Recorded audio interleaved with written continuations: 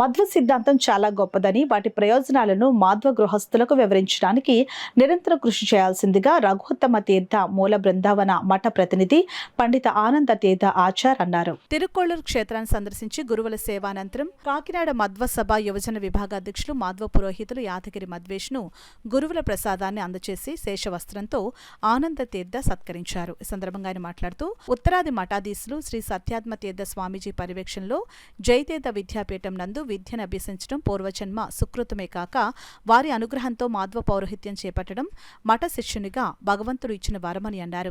అంతకుముందు శ్రీ రఘోత్తమ తీర్థ మూల బృందావనానికి పండిత మురళి ఆచార ఆధ్వర్యంలో పంచామృత అభిషేకము విశేష పూజలు జరిగాయి.